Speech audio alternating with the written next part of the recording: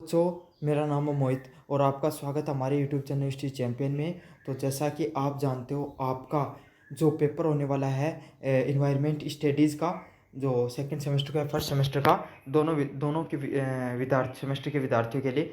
तो इसमें environment studies का जो पेपर होता है आपका वैल्यू एडेड कोर्स का, उससे संबंधित मैं महत्वपूर्ण प्रश्न आपको कराने वाला हूँ, एमसीक्यू, जो बार बार एग्जाम के अंदर रिपीट होने वाले हैं। तो ये आपका कंप्लीट रिवीजन का एक वन शॉट वीडियो होने वाला है, जिसमें आपको यूनिट फर्स्ट का, यूनिट सेकंड का, यूनिट थर्ड का और यूनिट फोर का रिवीजन मैं आपको इसी वीडियो के अंदर आपको करवाने वाला हूँ इन्वायरमेंट स्टडी से संबंधित।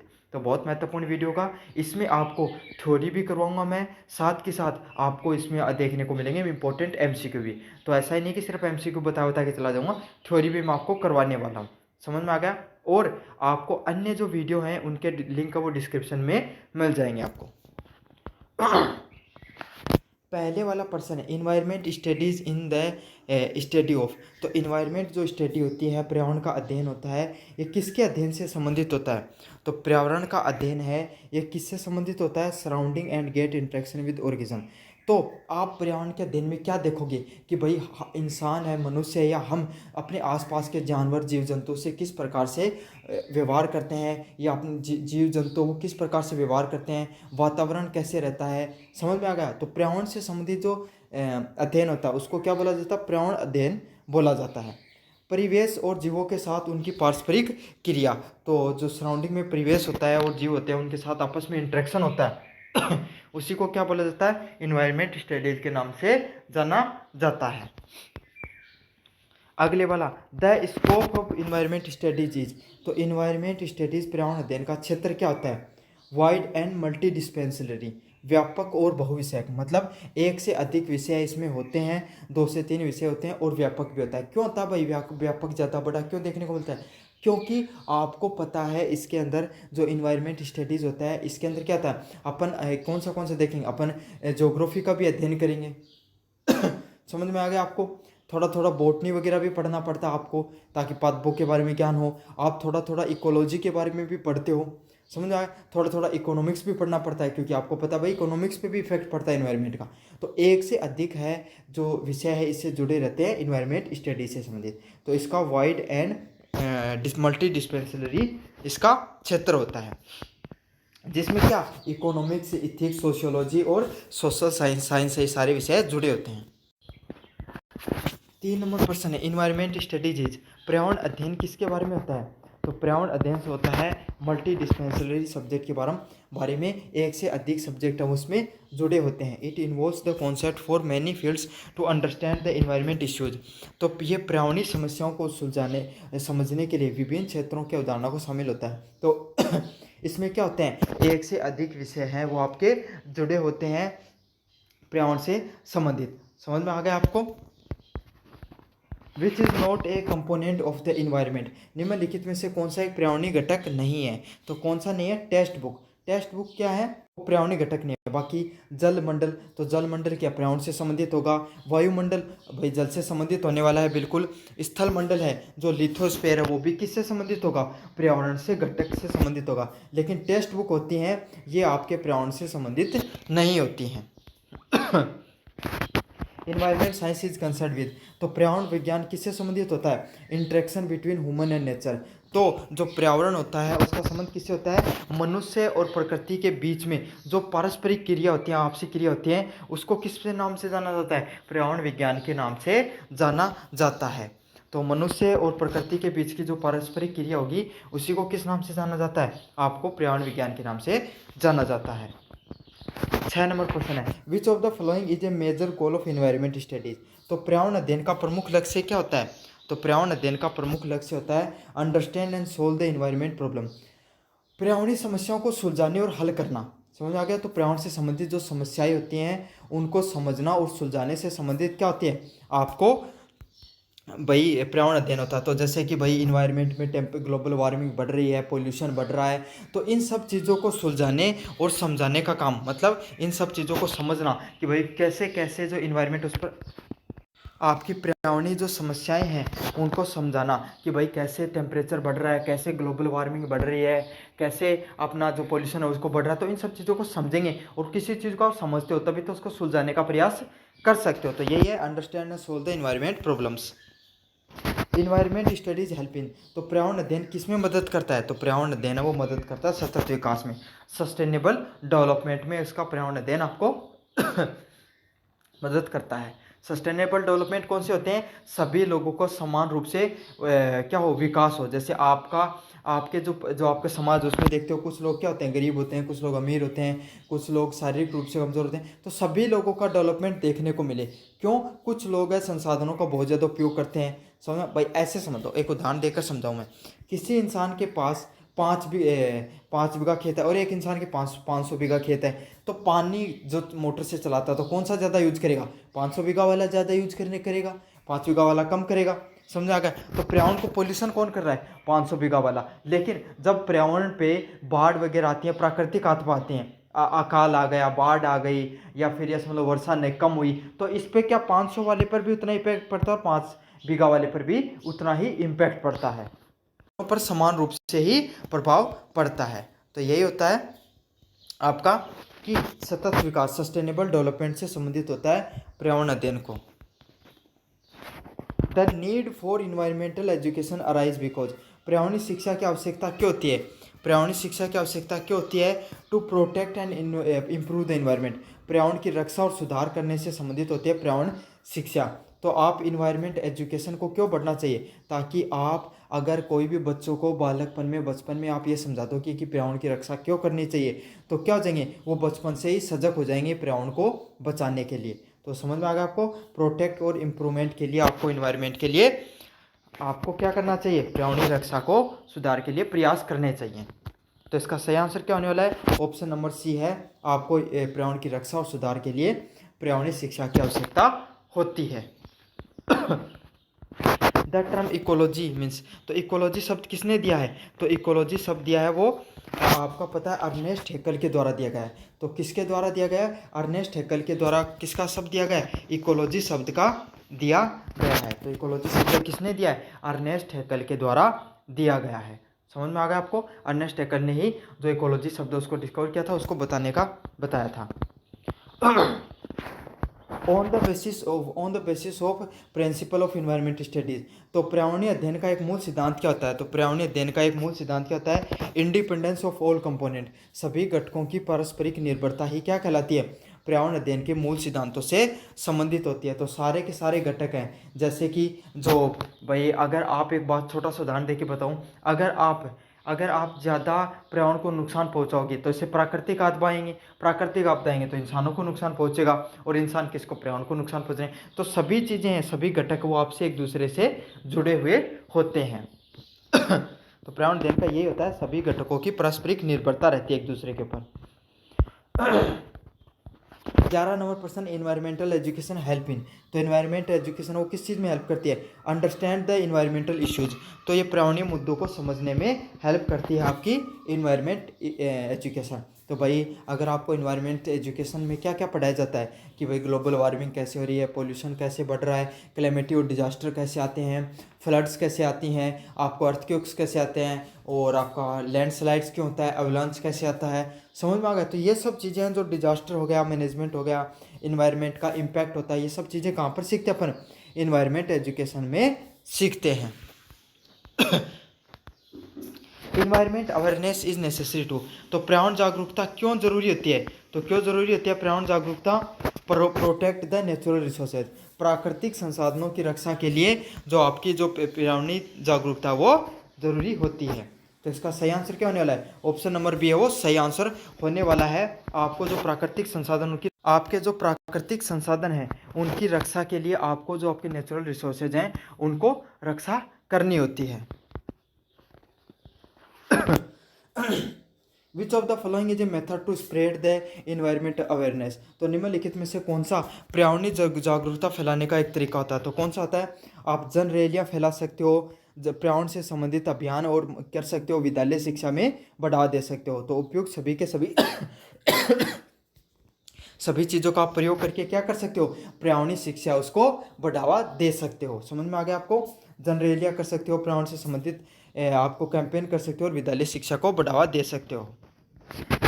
14 नंबर प्रश्न, इन्वायरमेंट एजुकेशन शुड बी, तो पर्यावरण शिक्षा कैसी होनी चाहिए? सभी स्तरों पर अनिवार्य रूप से होनी चाहिए, कंपलसरी एट ऑल लेवल्स।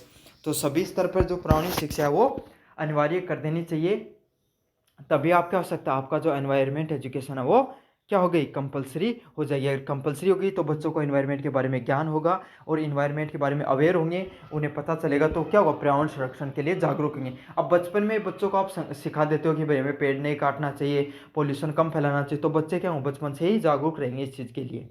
समझ में आ गया आपको? तो इसीलिए हर स्तर पर इसको अनिवार्य कर देना चाहिए। What is the why is environment awareness is important today, तो आज के समय में पर्यावरण जागरूकता क्यों आवश्यक होती है? तो क्या आवश्यक होती है पर्यावरण जागरूकता? To fight the environment degradation, पर्यावरण गिरावट से लड़ने के लिए। तो आपको पता है पर्यावरण जागरूकता क्यों जरूरी होती है? जो पर्यावरण में गिरावट देखने को मिल रही है उससे लड़ने के लिए आपकी जो पर्यावरण जागरूकता है वो जरूरी होती है। समझ में आ गया आपको? जो आज के समय पर्यावरण में जो आपको कमी धीरे धीरे देखने को मिल रही है इसके लिए। 16 नंबर प्रश्न है, पॉपुलेशन एक्सप्लोशन मीन्स, जनसंख्या विस्फोट का क्या अर्थ होता है? तो जनसंख्या विस्फोट का क्या अर्थ होता है? Rapid and uncontrollable increase in population. तो आपकी जो जनसंख्या होती है उसमें तीव्र व अनियंत्रित वृद्धि देखने को मिलती है, वो किससे संबंधित होती है? जनसंख्या विस्फोट से संबंधित होती है। तो इसका सही आंसर क्या होने वाला है? ऑप्शन नंबर सी होने वाला है। जो आपकी जो जनसंख्या होती है उसमें जो बहुत ज़्यादा विस्फोट देखने को मिल रहा है और बहुत तेज़ी से जो बढ़ रही है उसी को जनसंख्या विस्फोट के नाम से जाना जाता है। Which factor contribute for to pollution exploitation, तो कौन सा जनसंख्या विस्फोट में योगदान देता है? तो कौन सा देता है? बेहतर स्वास्थ्य देखभाल, उच्च जन्म दर और शिक्षा की कमी है। ये सारी चीज़ किसको बढ़ावा देती हैं? जनसंख्या विस्फोट को बढ़ावा देती हैं। तो कौन सी? आपको अपना हेल्थ केयर उसको इम्प्रूव करना है, बर्थ रेट उच्च जन्म दर को इम्प्रूव करना है और शिक्षा की कमी को कम करना है। तो ये सभी के सभी चीज़ किसको? जनसंख्या विस्फोट को देते हैं। क्यों? अगर आपको पता है बेहतर स्वास्थ्य देखभाल होगा अच्छे, तो लोगों की मृत्यु दर कम हो जाएगी, तो क्या हो जाएगा? आपको पता है जनसंख्या विस्फोट बढ़ेगा, उच्च जन्म दर, ज़्यादा बच्चे जन्म ले रहे हैं, मृत्यु कम हो रही है, तो क्या होगा? तो जनसंख्या बढ़ जाएगी। शिक्षा की कमी, अब लोगों को अवेयर ही नहीं होगा फैमिली प्लानिंग से संबंधित, बच्चों को लोगों को लगेगा कि भाई ज़्यादा बच्चे पैदा करने से आप ज़्यादा इकोनॉमिकली बेनिफिशियल रहोगे, तो क्या होगा? तो जनसंख्या बढ़ेगी। तो यही है, अगर तीनों चीज़ें होंगी तो क्या होगा? जनसंख्या विस्फोट हो सकता है।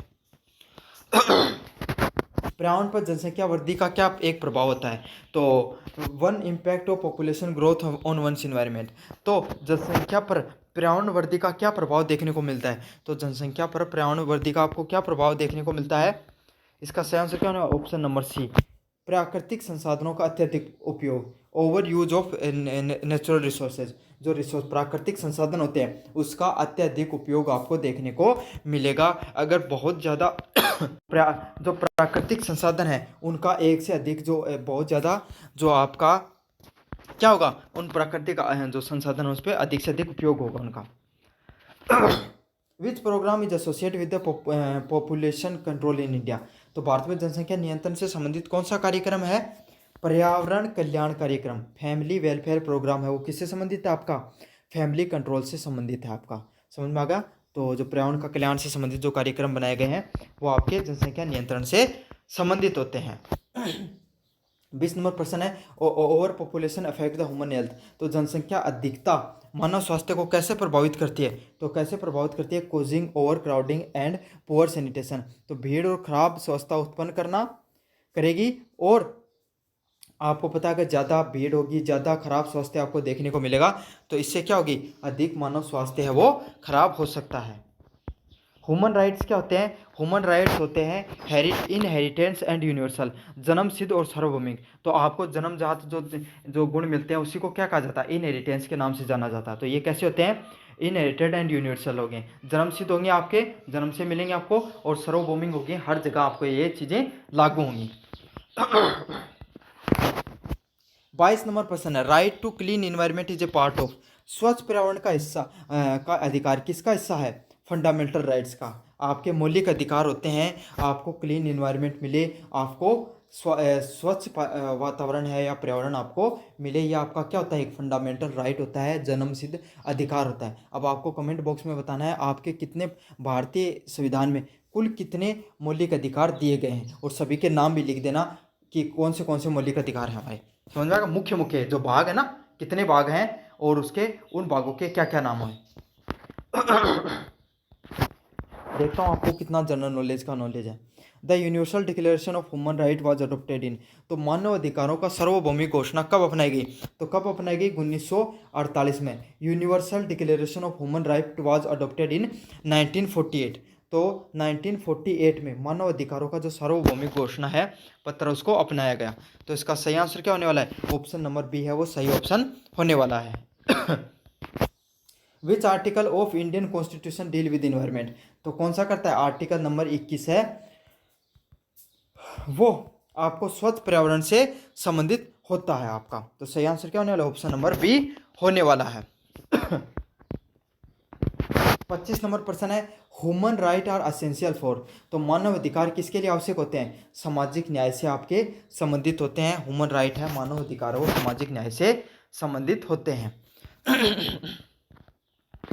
26 नंबर प्रश्न है इन्वायरमेंटल डिग्रेडेशन वायलेट्स, तो पर्यावरण गिरावट किस चीज़ का उल्लंघन करती है? ह्यूमन राइट्स का, मानव अधिकारों का क्या होता है? उल्लंघन होता है इन्वायरमेंट डिग्रेडेशन में। समझ में आ गया आपको? आपके जो मौलिक अधिकार हैं वो क्या हो जाते हैं? खत्म होते चले जाते हैं पर्यावरण का जो गिरावट होती है उससे।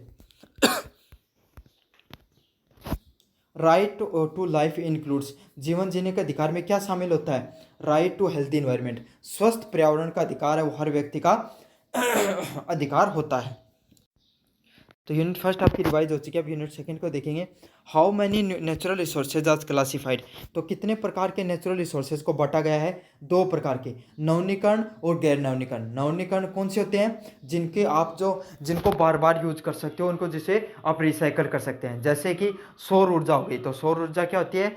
नवीनीकरण ऊर्जा होती है, ये असीमित मात्रा में हमारे पास उपलब्ध होती है। वायु ऊर्जा हो गई, है ना, भूतापीय ऊर्जा हो गई, गोबर गैस हो गई, तो ये सब क्या होते हैं? ये ऐसे ऊर्जा के प्रकार होते हैं जो हमारे पास असीमित मात्रा में होते हैं और इनसे पोल्यूशन भी कम फैलता है। गैर नवीनीकरण वाले, नॉन रिन्यूएबल वाले रिसोर्सेज कौन होते हैं? जिनको चलाने से आपके अंदर जो पोल्यूशन है वो भी बहुत ज़्यादा फैलेगा, साथ के साथ पोल्यूशन भी ज़्यादा फैलेगा आपके सामने, साथ के साथ आपका क्या होता है? ये सीमित मात्रा में होते हैं। जैसे जो नेचुरल गैस हो गई, आपकी प्राकृतिक गैस हो गई, और कोयला हो गया, जो साथ के साथ ये जो आपका पेट्रोलियम हो गया, डीजल हो गया, ये सब किसके हैं? गैर नवीनिक जो संसाधनों के प्रकार होते हैं, प्राकृतिक संसाधनों के। तो इसका कितना प्रकार होता है? 2 प्रकार के होते हैं ये। निम्नलिखित में से कौन सा रिन्यूएबल नवीनीकरण रिसोर्स है? तो कौन सा है? हवा एक प्रकार की रिन्यूएबल रिसोर्स है, नवीनीकरण संसाधन का एक भाग होती है। तो इसका सही आंसर क्या होने वाला है? ऑप्शन नंबर सी है। हवा एक ऐसा ऊर्जा होती है जो हमेशा उपलब्ध रहती है, कभी समाप्त नहीं रहती है। तो इसका सही आंसर क्या होगा? ऑप्शन नंबर सी है वो सही ऑप्शन होने वाला है। निम्नलिखित में से कौन गैर नवीनीकरण संसाधन है? Which of the following is a non renewable resource है? तो नॉन रिन्यूएबल मैंने बता दिया, जो असीमित मात्रा में रहते हैं उनको पर्यावरण प्रदूषण भी सीमित मात्रा में रहते हैं और पर्यावरण प्रदूषण भी बहुत ज़्यादा होता है। तो कौन सा होता है? वाटर हो गया, सोलर एनर्जी, बायोगैस हो गई, ये सारे क्या हैं? नवीनीकरण उदाहरण है। लेकिन जो कोल है आपके सामने, कोयले से क्या होती है? आपके कोयला सीमित मात्रा में है और उसको जब जलाते हो तो बहुत ज़्यादा प्रदूषण भी फैलता है। तो इसका सही आंसर क्या है? ऑप्शन नंबर सी है। कोयला है वो एक गैर नवीनीकरण संसाधन का उदाहरण है। 4 नंबर प्रश्न, वनों की अत्यधिक कटाई को क्या कहा जाता है ना? What is the term of for excessive cutting of forest, तो आप जो फॉरेस्ट होते हैं, वनों की बहुत ज़्यादा कटाई की जाती है, तो उसको किस नाम से जाना जाता है? उसको नाम से जाना जाता है डिफॉरेस्टेशन, वन संरक्षण के नाम से, वन शरण के नाम से उसको जाना जाता है। इससे क्या होता है? वन शरण से क्या होता है? आपके जो जंगल है वो काटे जा रहे हैं और जैव विविधता को इससे नुकसान पहुंचता है। समझ में आ गया आपको? डिफॉरेस्टेशन के नाम से इसको जाना जाता है। भूजल के अत्यधिक उपयोग से कौन सी समस्या उत्पन्न होती है? तो भूजल होता है उसका बहुत अधिक अगर आप उपयोग कर रहे हो तो उसके कौन सी समस्या उत्पन्न हो सकती है? Falling of water level, water table, तो जल स्तर में क्या हो सकती है? गिरावट देखने को आपको मिल सकती है। भाई अगर ज़मीन का जल ज़्यादा से ज़्यादा निकाल कर आप उपयोग में लोगे तो उससे क्या नुकसान होगा? आपका जो वाटर लेवल है, जो जल की जो कमी हो सकती है, आपके पानी की जल स्तर की कमी देखने को मिल सकती है। तो इसका सही आंसर क्या होगा? ऑप्शन नंबर सी है वो सही आंसर होने वाला है। पर्यावरण परिवर्तन में सबसे अधिक योगदान किसका होता है? तो इन्वायरमेंट में जो बदलाव होता है उसमें सबसे अधिक योगदान किसका हो रहा है? What which contribute most to climate change. तो क्लाइमेट चेंज में सबसे अधिक योगदान किसका होता है? जीवाश्म ईंधनों का जलना, बर्निंग ऑफ फॉसिल फ्यूल। तो फॉसिल फ्यूल क्या होते हैं? फॉसिल फ्यूल होते हैं जो बहुत लाखों समय से हमारे जो सारे जो जो पृथ्वी की जो भूतापीय ऊर्जा से बनते हैं। अब कैसे बनते हैं? उससे क्या होता है, आपके जो जानवर हो गए वो मर गए, पेड़ कट गए, तो ये सब जो मलबा दब जाता है और काफ़ी प्रेशर के बाद में इसके ऊपर मिट्टी जमती चली जाती है, नीचे चला जाता है, तो बहुत अधिक दबाव के बाद में ये क्या होते हैं, एक जगह एक कठोर हो जाते हैं और एक कुछ लिक्विड फॉर्म में बन जाते हैं, कुछ कोयले फॉर्म में बन जाते हैं। तो इन सब चीज़ों से ये बनते हैं। अब जैसे जीवाश्म ईंधनों को जलाते हो तो ये क्या करते हैं? कार्बन है, कार्बन जो CO2 उसको ज़्यादा से ज़्यादा इंटेक निकालते हैं। समझ में आ गया? तो इन क्लाइमेट है ये ग्रीन हाउस गैसें ज़्यादा बढ़ाते हैं, तो इससे क्लाइमेट ज़्यादा चेंज होता है। तो इसका सही आंसर क्या होगा? जीवाश्म ईंधनों का जलना है, उससे क्या होता है? जलवायु परिवर्तन ज़्यादा से ज़्यादा देखने को मिलता है। 7 नंबर प्रश्न, विच of the following is an alternative source of energy. तो अल्टरनेटिव वैकल्पिक ऊर्जा का सोर्स कौन सा है? पवन ऊर्जा। पवन ऊर्जा क्या होती है? एक वैकल्पिक ऊर्जा होती है। डीजल, कोल और पेट्रोलियम ऊर्जा के अलावा आप सोलर ऊर्जा या पवन ऊर्जा का भी प्रयोग में ले सकते हो। आप ये एक वैकल्पिक ऊर्जा के रूप में कार्य करती है। तो इसका सही आंसर क्या होने वाला है? ऑप्शन नंबर सी है वो सही आंसर होने वाला है। 8 नंबर प्रश्न है, वनों के विनाश से कौन सा प्रभाव होता है? Which is the result of forest destruction. तो फॉरेस्ट डिस्ट्रक्शन से, वनों के विनाश से क्या हो सकता है? तो क्या होता है? इसका सही आंसर क्या है? ऑप्शन नंबर सी, जैव विविधता की हानि, लॉस ऑफ बायोडाइवर्सिटी होती है, उसका क्या हो सकता है? आपको नुकसान देखने को मिल सकता है। तो इसका सही आंसर क्या होगा? ऑप्शन नंबर सी होगा। जैव विविधता है उसकी हानि आपको देखने को मिल सकती है। भाई जैव विविधता क्या होती है? वनों को काटने से वहाँ पर जो जंगल हो गए वो नष्ट हो जाएंगे, जीव जंतु है वो वहाँ से हटकर दूसरी जगह चले जाएंगे। तो यही होता है, वहाँ का जो वायु परिस्थिति है वो खराब हो जाएगी। समझ में आ गया आपको? जैव विविधता की हानि होती है वनों के विनाश से। भारत में सबसे अधिक जल संकट कहाँ देखा जाता है? तो कहाँ पर देखा जाता है? राजस्थान में। क्यों होता है? क्योंकि एक तो वर्षा कम होती है और जल स्रोत भी यहाँ पर कम होते हैं। भाई पानी नहीं होगा तो इकट्ठा कम होगा और नदियाँ वगैरह बहती नहीं है, तो सबसे ज़्यादा संकट राजस्थान में ही होता है। बाकी धीरे धीरे हर कहीं बढ़ता जा रहा है। जल संचयन का क्या उद्देश्य होता है? What the objective of rain water harvesting. तो रेन वाटर हार्वेस्टिंग का क्या मुख्य उद्देश्य होता है? What is the objective of rain water harvesting. तो रेन वाटर हार्वेस्टिंग का क्या ऑब्जेक्टिव होता है? तो इसका क्या ऑब्जेक्टिव होता है? वर्षा जल का संग्रहण करना। तो वर्षा जल का संग्रहित करने का क्या उद्देश्य होता है? तो ये क्या करता है? आपका जो वर्षा जल संग्रहण होता है इसमें ये आपको जो भूमिगत जल होता है इसको पुनः भरने का कार्य करता है। तो आपको जैसे आपने जो टाका बना दिया या फिर आपने जो जोड़ होते हैं आपके, या फिर जो गांव में बावड़ियाँ बनाई जाती हैं, तो इसमें पानी इकट्ठा हो जाएगा। समझ में आ गया आपको? और उसी पानी से क्या होगा? अब वो धीरे धीरे नीचे ज़मीन में चला जाता रहता है, तो जो आप निकालते हो पानी को बाहर, अब वो वापस ज़मीन में चला जाएगा। दूसरी बात, ऐसे पानी बहता रहेगा, उसका कोई महत्व नहीं होता, वो इवेपोरेट होकर वापस वहाँ पर चला जाता है आसमान में और वापस वर्षा हो जाती है, तो उसका कोई महत्व नहीं होता। लेकिन अगर आप रेन वाटर हार्वेस्टिंग करते हो, जल का संचयन करते हो, उससे क्या होता है? आपका भूजल है उसका स्तर बढ़ता है। तो इसका सही आंसर क्या होगा? ऑप्शन नंबर सी है, वर्षा जल का संरक्षण करना। किस संसाधन का उपयोग से बाढ़ और सूखे होने की संभावना रहती है? तो कौन से रहती है? वाटर, जल वाले से। तो जो जल संरक्षण का, जल के असीमित वितरण बाढ़ सूखे दोनों की स्थिति में उत्पन्न कर सकता है। तो जल है उसका असीमित वितरण, जल है अगर उसका बहुत ज़्यादा वितरण हो जाएगा तो बाढ़ आ जाएगी, और कम होगा तो क्या हो जाएगा? सूखा आ जाएगा। तो यही होता है जो एक साथ दोनों चीज़ें कर सकता है, बाढ़ भी ला सकता है, सूखा भी ला सकता है। तो ये एक सीमित मात्रा में सही रहे तो ही अच्छा है, ना तो ज़्यादा होना पानी का अच्छा है, ना कम होना भी अच्छा है। 13 नंबर प्रश्न है, जल निकासी की समस्या किस चीज़ से होती है? Water logging occurs due to. तो किससे संबंधित होती है? ओवर इरिगेशन की वजह से, अत्यधिक सिंचाई की वजह से आपके अंदर क्या होता है? वाटर लॉगिंग होती है। तो क्या हो जाता है? जो फसल को बार बार पानी देने से क्या होता है? मिट्टी में पानी भर जाता है और जल की निकासी नहीं होती। वो अपन कहते हैं ना टीप, मतलब मिट्टी के ऊपर एक लेयर हो जाती है, फिर उस पर पानी डालते रहो, वो नीचे जाती नहीं है पानी। समझ गए ना? तो उसी को ओवर इरिगेशन की वजह से वाटर लॉगिंग देखने को मिलता है आपको। भूमि क्षरण के मुख्य कारण क्या होते हैं? What is the major cause of land degradation?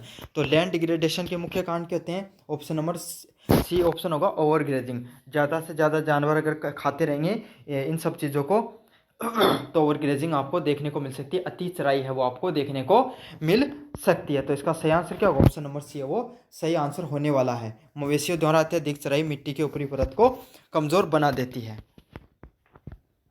14 number प्रश्न है, खनिज संसाधनों का अत्यधिक दोहन किस समस्या को उत्पन्न करता है? तो किसको करता है? पर्यावरणीय क्षति को। खनिज का बहुत ज़्यादा दोहन होता चला जाएगा तो क्या हो, पर्यावरण में क्षति हो जाएगी, पर्यावरण में नुकसान हो जाएगा। जैसे कि अब पानी है, पानी भी एक संसाधन है, उसका ज़्यादा उपयोग कर लोगे तो सूख, आपको पता है फिर वहाँ पे पानी नहीं रहेगा, लोगों को डिस्प्लेस करके जाना होगा, तो ये पर्यावरण की क्षति देखने को मिल सकती है। सिंथेटिक उर्वरकों को लगातार उपयोग किसके द्वारा किया जा सकता है? तो सिंथेटिक उर्वरकों को किस लिए उपयोग किया जाता है? सॉइल फर्टिलिटी के लिए। तो आपको पता है भाई, आप डीएपी वगैरह या यूरिया वगैरह क्यों डालते हो? ताकि आपकी मिट्टी की उर्वरकता बनी रहे। तो इसका सही आंसर ऑप्शन नंबर ए होने वाला है। सौर ऊर्जा किस प्रकार की ऊर्जा है? सोलर ऊर्जा इज ए टाइप ऑफ नवनीकरण ऊर्जा होती है, रिन्यूएबल एनर्जी होती है। तो इसका सही आंसर क्या होने वाला है? ऑप्शन नंबर सी है सही आंसर होने वाला है। एक प्रकार की नवनीकरण ऊर्जा का भाग होती है, ये कभी भी खत्म नहीं होती है, तो बार बार रिन्यूएबल होती रहती है, नवनीकरण होती रहती है। तो इसका सही आंसर ऑप्शन नंबर सी होने वाला है। सस्टेनेबल डेवलपमेंट के क्या उद्देश्य होते हैं? What is the aim of sustainable development? तो क्या होते हैं? वर्तमान और भविष्य दोनों के लिए संसाधनों का संरक्षण करना।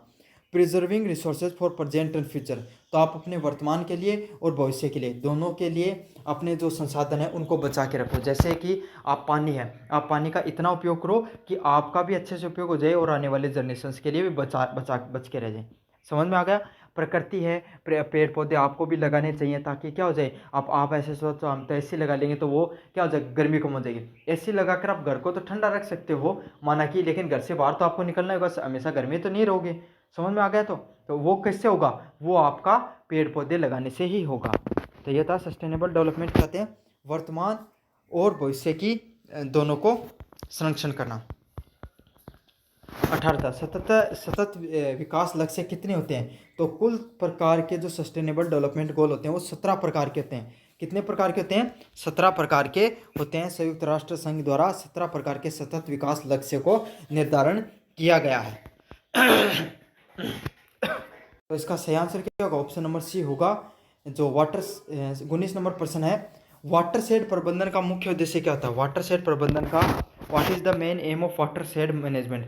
तो जल संरक्षण और मृदा संरक्षण से संबंधित होते हैं वाटर शेड।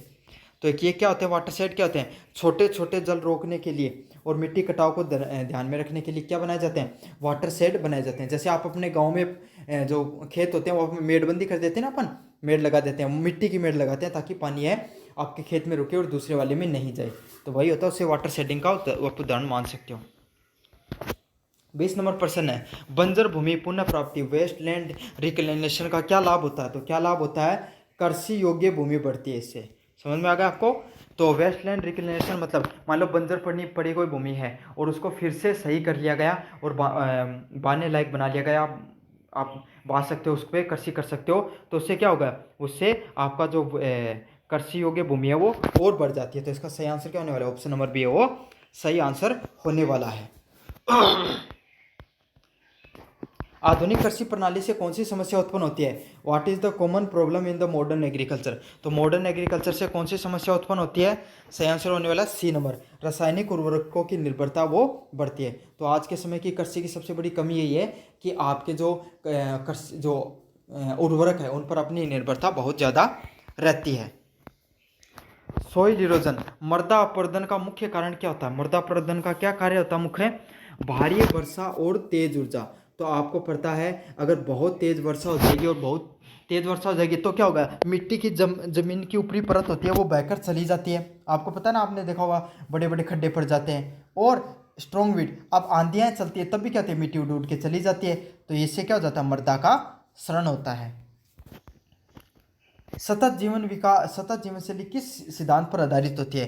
तो sustainable life style is based on the principle of तो आपको पता है सतत जीवन शैली कौन से सिद्धांत पर कार्य करती है?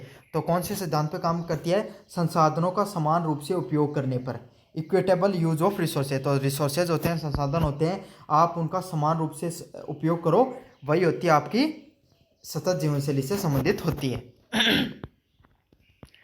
खनिज संसाधनों के अंधाधुंध उपयोग से क्या होता है, तो क्या होता है, संसाधनों को समाप्त होने का खतरा रहता है। तो इसका सही आंसर क्या, ऑप्शन नंबर सी होगा, संसाधन है वो समाप्त हो जाएंगे, रिसोर्सेज का डिप्लेशन देखने को मिलता है। कौन सी टिकाऊ प्रथा, sustainable, which of the following is sustainable practice, तो कौन सी सस्टेनेबल प्रैक्टिस है, वर्षा जल संग्रहण करना, रेन वाटर हार्वेस्टिंग, वो किससे संबंधित होती है, एक सस्टेनेबल डेवलपमेंट से संबंधित होती है। इससे क्या होता है, रेन वाटर हार्वेस्टिंग से जल संरक्षण और टिकाऊ पर्यावरण अनुकूल विधि होती है। मतलब रेन वाटर हार्वेस्टिंग से क्या होता है, आपका जो इन्वायरमेंट को फायदा देखने को मिलता है। बाकी जंगलों की कटाई करनी क्या एक डेवलपमेंट होगा, नहीं होगा। अत्यधिक इरिगेशन करोगे तो इससे भी नुकसान होगा, और कीटनाशकों का, रासायनिक कीटनाशकों का प्रयोग करते हो तो इसको भी भूमि के नुकसान पहुंचता है। अब पहले नंबर प्रश्न की बात करें, यूनिट नंबर 3 की, पारिस्थितिक तंत्र, इकोसिस्टम का मूल घटक क्या था, what is the basic component of an ecosystem, तो इकोसिस्टम का मूल घटक क्या होता है, तो इसका सही आंसर क्या होना, ऑप्शन नंबर सी होगा, जैव और अजैविक घटक है, बायोटिक एंड एबायोटिक कंपोनेंट है, वो आपको पारिस्थितिक सिस्टम या आपको इकोसिस्टम से संबंधित होते हैं। तो जैविक घटक कौन से होते हैं, जो जैव से संबंधित, जो आपके पर्यावरण से संबंधित जैविक घटक होते हैं। अजैविक घटक कौन से होते हैं, निर्जीव घटक होते हैं, जैसे आपका आप जानवर हो गए, मनुष्य हो गए, ये जैविक घटक में आते हैं। पेड़ पौधे हो गए, ये सब चीज़ें किस में आती हैं, अजैविक घटक में देखने को मिलती हैं। और जैविक और अजैविक घटक हैं ये आपस में जुड़े होते हैं। आपको पता है पेड़ पौधे निर्जीव जरूर होते हैं, लेकिन इन्हीं की वजह से आज ये अपन जो जीवन है, अपना जीवन या जानवरों का जीवन किसके वजह से है, इनके वजह से ही अपना जीवन है। खाद्य श्रृंखला का पहला घटक कौन सा था, what is the first, who is the first in the component chain, तो कंपोनेंट चेन में आपके पहले कौन होते हैं, प्रोड्यूसर, उत्पादन करने वाले सबसे चैन में सबसे ऊपर होते हैं। तो उत्पादन करने वाले कौन होते हैं, उत्पादन करने वालों में आते हैं जैसे पेड़ पौधे होते हैं, ये उत्पादन करते हैं खाने का सबसे पहले। समझ में आ गया, तो इसका आंसर सही होगा। ऊर्जा प्रवाह किस दिशा में होता है, हमेशा ऊर्ध्वाधर, एक दिशा में ऊपर की तरफ होता है ऊर्जा का प्रवाह। किस तरीके से होता है आपको, इसमें वैसे सही आंसर होगा एक दिशा में। पारिस्थितिक तंत्र में कैसे होता है, सूर्य से उत्पादकों की तरफ, तो सूर्य की ऊर्जा वो पेड़ पौधों पर पड़ती है, फिर वो पेड़ पौधों से जो नाद लगता है वो अपन उपभोक्ता अपन खा लेते हैं, उपभोक्ता अंत में उपभोक्त प्रभावित होती है। फिर अपन जैसे अपन ने खा लिया और अपनी मृत्यु हो गई तो क्या हो जाता है, जैसे कुत्ता वगैरह वो या जानवर उसकी मृत्यु हो गई तो उसको क्या कर लेते हैं, डिकम्पोजर हैं, ये जो कीड़े मकोड़े हैं या फिर जो चील गिरद वगैरह खा लेते हैं, तो फिर उससे ऊर्जा उनमें चली गई।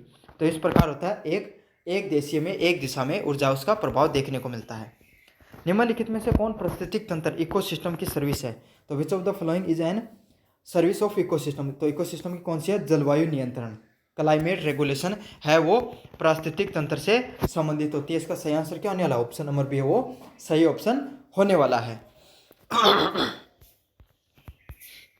भारत में कौन सा पारिस्थितिक तंत्र समुद्री है, तो which of the following is the marine ecosystem in India, तो कौन सा है, इसका सही आंसर क्या होगा, option number D, bay of Bengal, Bengal की खाड़ी है वो मरीन इकोसिस्टम से संबंधित होती है। समझ, मरीन इकोसिस्टम क्या होगा, जहाँ पर भाई आपको समुद्री जो जलवायु पाई जाए उसे मरीन इकोसिस्टम के नाम से जाना जाता है। तो बंगाल की खाड़ी के आसपास ही तो है भाई समुद्र, बाकी इस हिमालय सुंदरबन डेल्टा के आसपास थोड़ी है।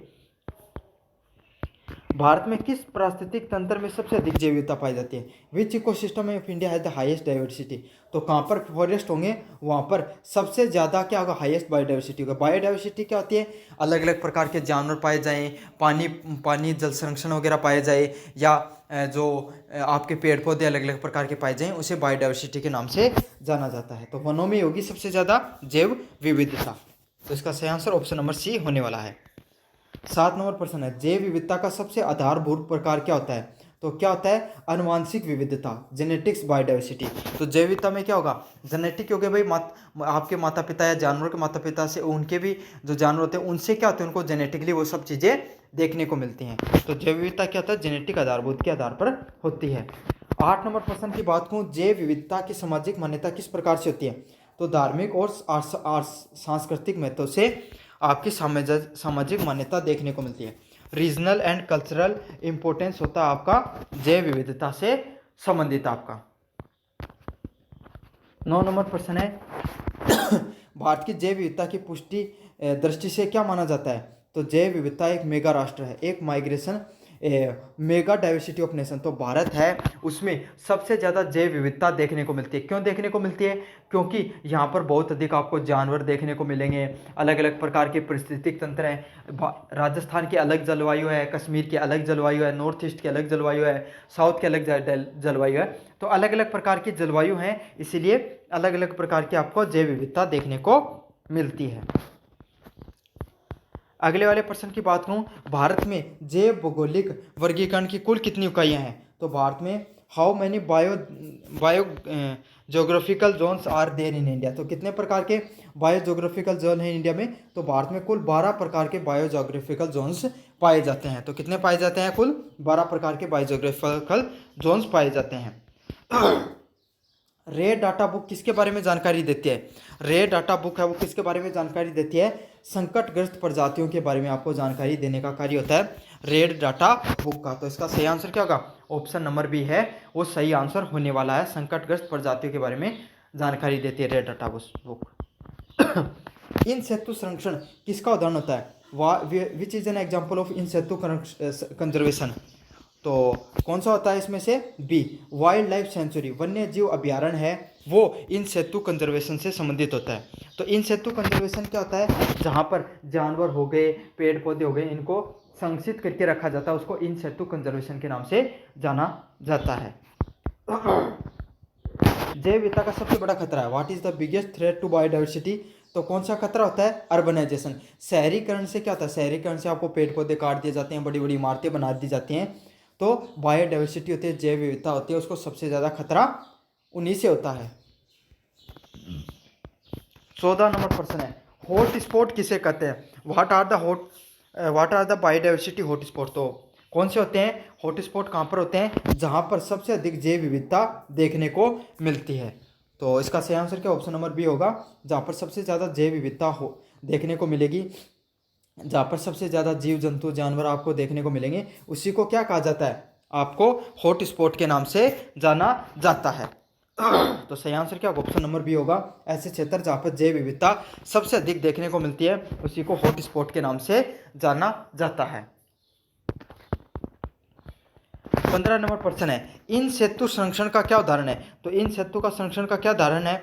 Which is an example of in Setu conservation, तो इन सेतु कंजर्वेशन का क्या उदाहरण होते हैं? सही आंसर ऑप्शन नंबर सी होगा, बीज बैंक, बीज बैंक होंगे वो इन सेतु कंजर्वेशन का उदाहरण होंगे।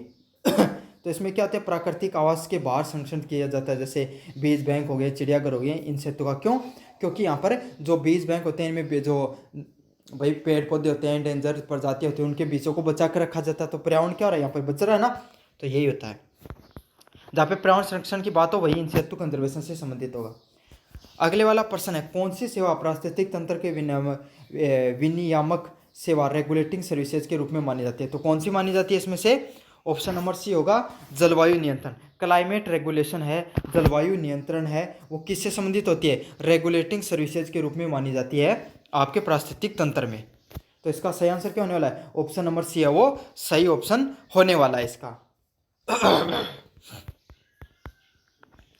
17 नंबर प्रश्न है, निम्नलिखित में से कौन एक प्राथमिक उपभोक्ता primary consumer, which of the following is an primary consumer, तो कौन सा होता है? डियर, जो हिरन होती है वो एक क्या होती है? प्राइमरी कंज्यूमर होती है। तो जो सीधे आपके पेड़ पौधों पर निर्भर रहे वही प्राइमरी कंज्यूमर की आपकी श्रेणी में आते हैं। तो इसका सही आंसर क्या होगा? ऑप्शन नंबर बी होगा, डियर है, हिरन है, वो प्राइमरी कंज्यूमर की प्राथमिक उपभोक्ता की श्रेणी में आती है। 18 नंबर प्रश्न है, पारिस्थितिक पिरामिड का शीर्ष स्तर कौन सा होता है? What are the top level of ecological pyramid, तो शीर्ष जो शिकारी होते हैं, टॉप प्रीडेटर्स होते हैं, जो शिकार करने वाले होते हैं, वही क्या आते हैं? सबसे ऊपर स्तर पे आते हैं। आपको पता है जो गिर्द वगैरह हो गए, जिनका प्रकृति से कोई शत्रु नहीं होता है, जैसे शेर वगैरह हो गए, तो यही किस में आते हैं? आपके शीर्ष स्तर पर आते हैं। जैव विविधता का विक्रय मूल्य ऑप्शन वैल्यू क्या दर्शाता है? What does the option value of biodiversity indicate, तो क्या दर्शाता है इसमें? यह दर्शाता है भविष्य का उपयोग की संभावना। तो पोटेंशियल फ्यूचर यूज, भविष्य में उपयोग की संभावना किसके दिखाई जाती है? आपकी जैव विविधता के विकल्प मूल्य के रूप में दिखाई जाती है। 20 नंबर प्रश्न की बात करूं, भारत में जैव विविधता हॉटस्पॉट कौन सा शामिल है? Which of the following is an biodiversity hot spot in India? तो भारत में जैव विविधता हॉट स्पॉट में कौन शामिल होता है? तो कौन शामिल होता है? पश्चिमी घाट। पश्चिमी घाट हैं वो हॉट बायोडाइवर्सिटी हॉट स्पॉट के रूप में पाए जाते हैं। तो इसका सही आंसर क्या होगा? ऑप्शन नंबर बी होगा। वेस्टर्न घाट्स हैं वो बायोडाइवर्सिटी हॉट स्पॉट के रूप में जाने जाते हैं उनको। 21 नंबर प्रश्न है, जैव विविधता के लिए सबसे बड़ा खतरा कौन है? तो कौन होते हैं? जलवायु परिवर्तन है वो आपको जैव विविधता से सबसे बड़ा खतरा देखने को मिलता है। तो कौन होते हैं? जलवायु परिवर्तन है उससे क्या होता है? जैव विविधता को बहुत ज़्यादा खतरा होता है। जो आपका जलवायु उसमें अगर लगातार बदलाव हो रहा है तो। अगले वाला प्रश्न है, आर्द्र भूमि पारिस्थितिक तंत्र की क्या विशेषता होती है? तो आर्द्र भूमि वाटर आर द की कैरेक्टरिस्टिक्स ऑफ वेटलैंड इकोसिस्टम की क्या होते हैं? स्टैंडिंग वाटर, स्थायी वाटर है, पानी है, वो क्या होता है? अगर वो रहेगा तो जो वेटलैंड इकोसिस्टम उसका नुकसान होता रहेगा। तो इसका सही आंसर क्या होने वाला है? Option number B. आर्द्र भूमि में सामान्यतः स्थायी व मौसमी जल मौजूद होते हैं जो पारिस्थितिक तंत्र को बनाए रखते हैं। तो इसका सही आंसर क्या होने वाला है? ऑप्शन नंबर बी होने वाला है। स्टैंडिंग वाटर है वो आर्द्र भूमि को, वेटलैंड को नुकसान पहुंचाने का कार्य करते हैं। 23 नंबर प्रश्न है, उपघटक डीकम्पोजर्स का मुख्य कार्य क्या होता है? What are the main function of decomposers? तो इनका कार्य क्या होता है? उपघटकों का अपशिष्टों को विघटित करने के काम आते हैं। जो कचरा वगैरह होता है उसको डिकम्पोज करने काम आते हैं। तो गोबर हो गया उसको क्या होता है? वो डिकम्पोज कर दिया जाता है ना कीड़े मकोड़े के द्वारा, तो उसी को क्या बोला जाता है? उपघटक के रूप में जाना जाता है उनको। अगले वाला प्रश्न 24 नंबर प्रश्न, निम्नलिखित में से कौन भारत में एंडेमिक प्रजाति है? मतलब भारत की खुद की। तो शेरिल है, शेर है, ये भारत के पश्चिमी घाटों में पाए जाते हैं और यहीं पर पाई जाने वाली क्या होती है? एक प्रकार की प्रजाति होती है, तो सिर्फ भारत में पाई जाती है, उसको एंडेमिक बोला जाता है। जैव विविधता की उत्पादक उपयोगिता, प्रोडक्टिव यूज का क्या अर्थ होता है? Productive use of biodiversity means, तो प्रोडक्टिव यूज का अर्थ क्या होता है? भोजन, लकड़ी, औषधियाँ और उत्पादन। तो कोई भी भोजन हो गया, लकड़ी होगी, औषधि और उत्पादन हो गया, वो किससे? प्रोडक्टिव यूज में कार्य आते हैं। जैव विविधता के उत्पादन में उनका कार्य होता है। जैसे आप तो इनसे क्या होता है? ये संसाधन होंगे जिनका उपयोग कर सकते हो इन सब चीज़ों में।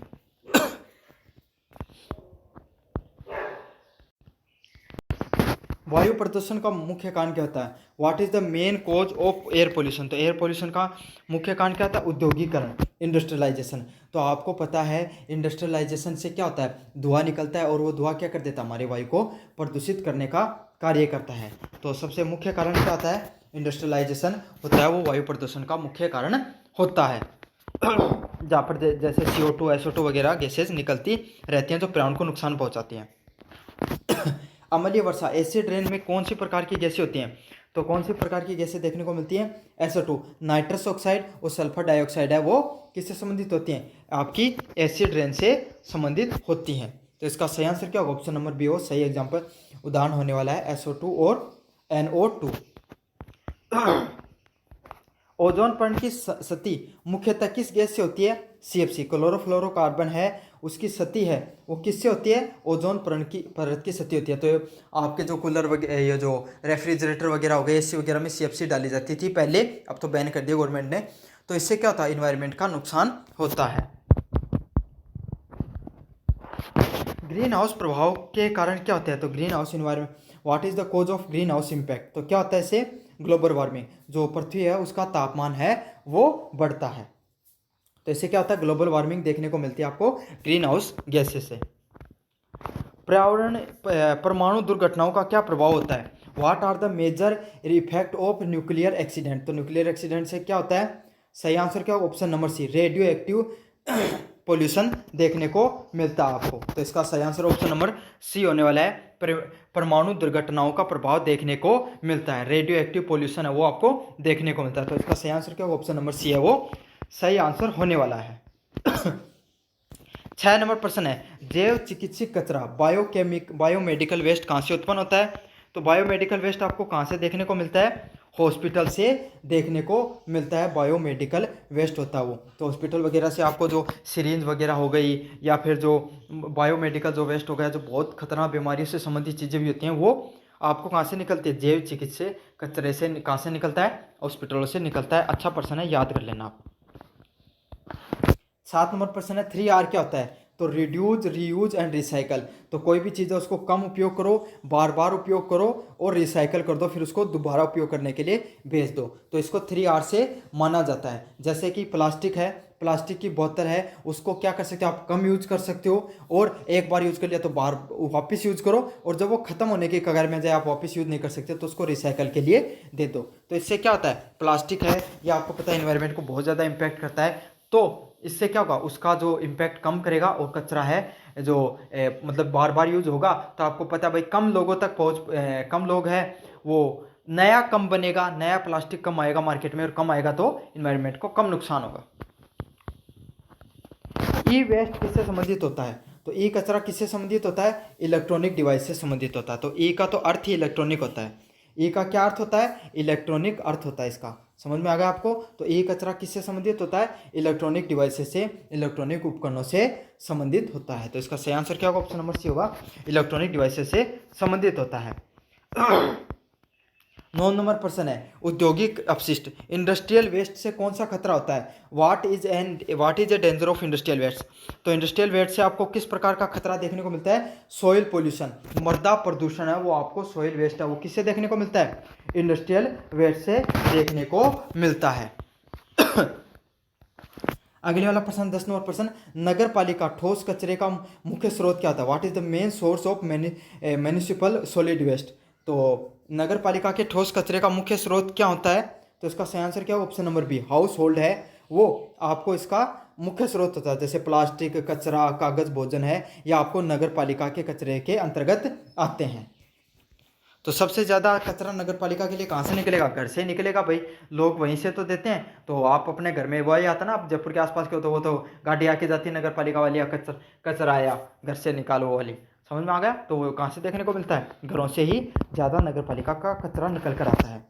जल अधिनियम किस वर्ष लागू हुआ था? तो 1974 में जल अधिनियम है वो लागू किया गया था सबसे पहले, और वन्य जल संरक्षण अधिनियम 1986 में लागू हुआ था। समझ में आ गया? अपशिष्ट कचरा अधिनियम 1989 में लागू हुआ था आपका। वायु प्रदूषण निवारक अधिनियम कब लागू हुआ था? तो ये कब लागू? 1981 में वायु प्रदूषक अधिनियम वो लागू होता है आपका। अच्छा इंपॉर्टेंट प्रश्न है, ये याद कर लेना सारे। पर्यावरण संरक्षण अधिनियम ईपीए कब लागू हुआ था? तो ईपीए 1986 में लागू हुआ था, पर्यावरण संरक्षण अधिनियम। और कौन सी त्रासदी के बाद में लगा था आपका? भोपाल गैस त्रासदी उसके बाद में लगा था, वो 1984 में हुई थी, फिर 1986 में ये लगा था। जैव विविधता अधिनियम किससे संबंधित है? तो किससे संबंधित है जैव विविधता अधिनियम? जैव विविधता का संरक्षण, बायोडाइवर्सिटी कंजर्वेशन से संबंधित होता है आपका जैव विविधता का अधिनियम है वो। वन्य संरक्षण अधिनियम का मुख्य उद्देश्य क्या होता है? What is the aim of forest conservation act? तो वन्य संरक्षण अधिनियम का मुख्य उद्देश्य क्या होता है? तो इसका सही आंसर होगा फॉरेस्ट कंजर्वेशन। वनों का संरक्षण करना ही क्या कहलाता है? वनों के संरक्षण से संबंधित होता है। डिस्प्लेसमेंट का सबसे आम कारण क्या होता है? What is the most common cause of displacement? तो इसका सही आंसर क्या होगा? ऑप्शन नंबर बी, विकास परियोजनाएं हैं, डेवलपमेंट प्रोजेक्ट्स हैं, वो किससे संबंधित होती हैं? आपकी जो विस्थापन से संबंधित होती हैं। तो आपको पता है भाई, अगर गांव में कम विकास हो रहा है और शहरों में ज़्यादा विकास हो रहा है, तो लोग क्या कर जाएंगे? विस्थापन कर जाएंगे, माइग्रेट कर जाएंगे आपके गांव से शहरों की तरफ। तो यही होता है, जैसे उद्योग हो गया, खनन हो गया, बांध हो गया, सड़क निर्माण हो गया, ये कार्य आपको मूल स्थानों से बढ़ा देती हैं। समझ में आ गया आपको? उठाकर दूसरी जगह जाने के लिए मजबूर कर देते थे। पुनर्वास, रिहेबिटेशन का क्या उद्देश्य होता है? तो क्या होता है, अगर आपको कोई बांध बन रहा है आपके गांव में, तो आप लोगों को क्या हटाकर दूसरी जगह रहने के लिए आपको जगह दे दी गई, तो उसे विस्थापन के नाम से जाना जाता है। विस्थापितता को आजीविका, आवास व सामाजिक सुरक्षा प्रदान करना। तो वहाँ पर सरकार आपको क्या करेगी? आजीविका, कार्य करने के संसाधन भी देगी, आवास घर भी देगी, और सामाजिक सुरक्षा भी देगी। किस प्रमुख योजना के बड़े पैमाने पर लोगों को पुनर्वास किया गया? तो किसमें किया गया था? नर्मदा के जो बांध परियोजना थी, उसमें काफ़ी लोगों को क्या कर देखना पड़ा था, उसको विस्थापन करना पड़ा था। तो इसका सही आंसर क्या? ऑप्शन नंबर बी है सही आंसर होने वाला है। 19 नंबर प्रश्न है, विस्थापन का सामाजिक प्रभाव क्या है? तो विस्थापन का सामाजिक प्रभाव क्या होगा? ऑप्शन नंबर बी, सामाजिक अस्थिरता है वो देखने को मिलती है आपको विस्थापन के प्रभाव से। तो इसका सही आंसर क्या होने वाला है? ऑप्शन नंबर बी सही आंसर होने वाला है। विकास नुमा पर्यावरण सबसे बड़ा द्वंद्व कहाँ देखने को मिलता है? तो जल विद्युत जो हाइड्रो इलेक्ट्रिसिटी जो प्रोजेक्ट होते हैं, यहाँ पर विकास और पर्यावरण, तो पर्यावरण को नुकसान भी पहुंचता है हाइड्रो इलेक्ट्रिसिटी से, साथ के साथ विकास भी होता है, लोगों को डेवलपमेंट भी होता है। तो इसमें काफ़ी लोग इसके सपोर्ट में थे, काफ़ी लोग इसके विरोध में थे। सबसे बड़ा उदाहरण यहीं पर देखने को मिलता है आपको। जलवायु परिवर्तन का कारण व कौन सा प्रभाव देखने को मिलता है जलवायु परिवर्तन से? तो कौन सा देखने को मिलता है इसमें आपको? समुद्र स्तर में, समुद्र में पानी के स्तर में वृद्धि है, वो जलवायु परिवर्तन का सबसे बड़ा स्तर है, वो आपको देखने को मिलता है। तो इसका सही आंसर क्या होने वाला है? ऑप्शन नंबर बी होता है। और अगर स्तर बढ़ेगा तो तटीय क्षेत्र होते हैं, आसपास के जो होते हैं, कहा जा रहा है 2047 तक लगभग बहुत से बड़े बड़े शहर है वो समुद्री स्तर बढ़ने से क्या हो जाएंगे? डूब जाएंगे। ग्लोबल वार्मिंग से जो स्तर है वो बढ़ रहा है, क्योंकि ग्लेशियर्स पिघल रहे हैं। परमाणु होलोकास्ट का क्या अर्थ होता है? What does the nuclear Holocaust means? तो क्या होता है? परमाणु हथियारों का व्यापक विनाश। तो परमाणु हथियारों की वजह से जो विनाश फैलता है उसको किस नाम से जाना जाता है? परमाणु होलोकास्ट के नाम से जाना जाता है। अगले वाला प्रश्न है, ध्वनि प्रदूषण का मुख्य कारक क्या होता है? तो क्या होता है? औद्योगिक मशीनें और यातायात है, वो किससे संबंधित होता है? आपका ध्वनि प्रदूषण से संबंधित होता है। तो इसका सही आंसर क्या होने वाला? ऑप्शन नंबर सी है वो सही आंसर होने वाला है। मृदा प्रदूषण का कौन सा योगदान होता है? What contribute to soil pollution? तो सॉइल पोल्यूशन में कौन कंट्रीब्यूट करता है? रासायनिक उर्वरक और फर्टिलाइजर्स होते हैं, वो आपके क्या करते हैं? मृदा प्रदूषण में आपका योगदान देते हैं। तो इसका सही आंसर क्या होगा? ऑप्शन नंबर बी है वो सही आंसर होने वाला है। तो रासायनिक उर्वरक और कीटनाशक होते हैं, वो आपको अत्यधिक उपयोग से आपकी मिट्टी की गुणवत्ता और जैव विविधता नकारात्मक प्रभाव पड़ता है। 25 नंबर प्रश्न है, तापीय प्रदूषण थर्मल पोल्यूशन किससे उत्पन्न होता है? तो थर्मल पोल्यूशन किससे होता है? थर्मल विद्युत संयंत्रों से जो थर्मल पोल्यूशन है वो उसको बढ़ावा देखने को मिलता है। तो ये संयंत्र क्या करते हैं? सीधा गर्म पानी छोड़ते हैं, जिससे जलीय जीवन है वो क्या होता है? प्रभावित होता है। तो ये थे आपके जो इन्वायरमेंट स्टडीज से संबंधित जितने भी महत्वपूर्ण प्रश्न जो आपके फर्स्ट या सेकंड सेमेस्टर में आते हैं, सेम सिलेबस रहता है दोनों का, तो वो आपको मैंने करवा दिए। अन्य प्रश्न देखना चाहते हो इन्वायरमेंट स्टडी से, पहले भी मैंने क्लासेज कर रखी हैं, तो उसमें आपको डिस्क्रिप्शन में लिंक दिया, वहाँ से जाकर जरूर से देख लेना। धन्यवाद।